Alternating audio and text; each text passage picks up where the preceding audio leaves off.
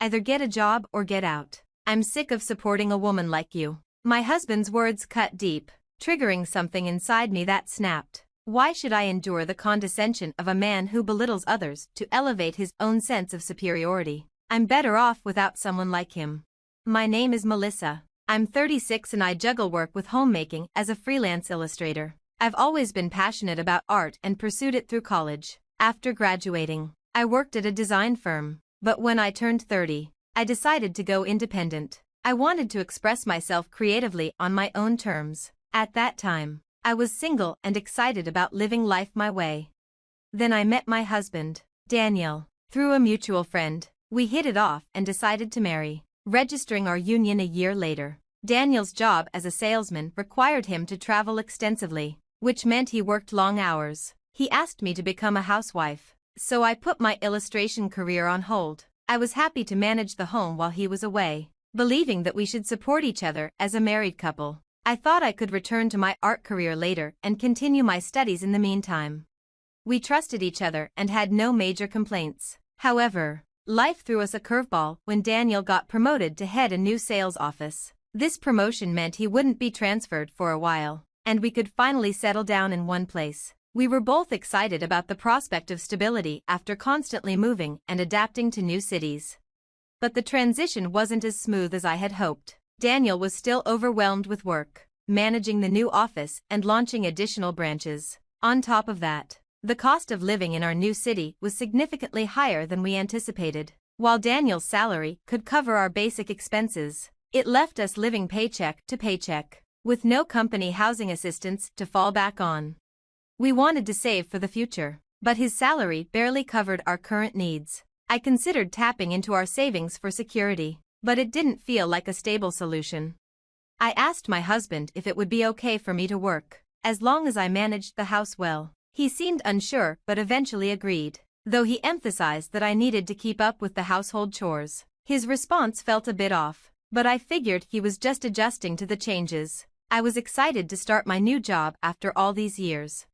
However, things began to change for the worse. My husband started criticizing the meals I prepared, which he never did before. He complained about the food being subpar and even accused me of cutting corners, which felt unfair. When I explained that I found deals on ingredients to save money, he snapped, accusing me of implying his salary was too low. I was shocked by his reaction and struggled to understand why he was twisting my words.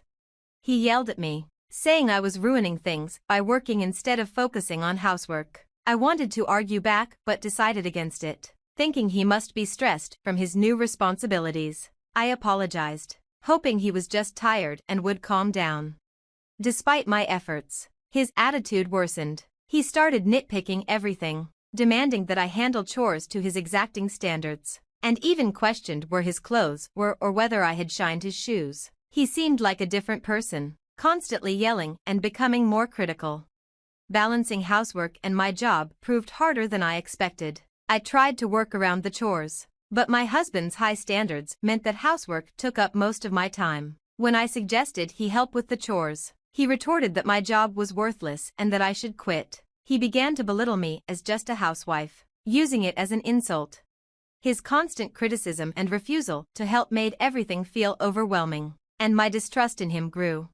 Even though I was working, I was still treated like a housewife. I didn't understand his logic. My pay was low, but that was because he kept interrupting me, making it hard to get more work done. Frustrated, I decided to focus more on my job and do fewer chores.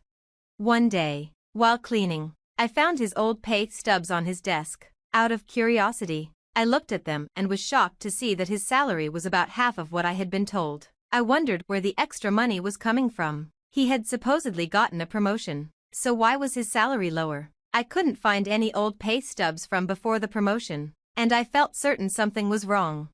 Then, my husband's uncle called. He said he had lent my husband a lot of money and was wondering when he would be paid back. It dawned on me that my husband had been covering the salary gap with loans from his uncle. I was devastated. I apologized to his uncle and promised to pay him back. Even though I felt awful, the uncle was kind and said to repay him when we could.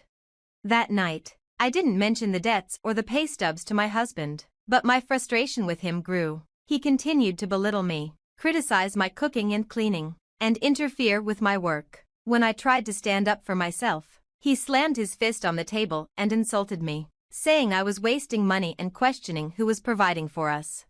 I was done with his behavior. I told him that I was doing my part and that his words were contradictory. I didn't want to put up with his insults anymore. He said I should start earning money if I wanted to complain, and I thought he should do the same. I stayed silent as he continued to insult me, saying I was a burden and that I should leave if I wasn't going to work.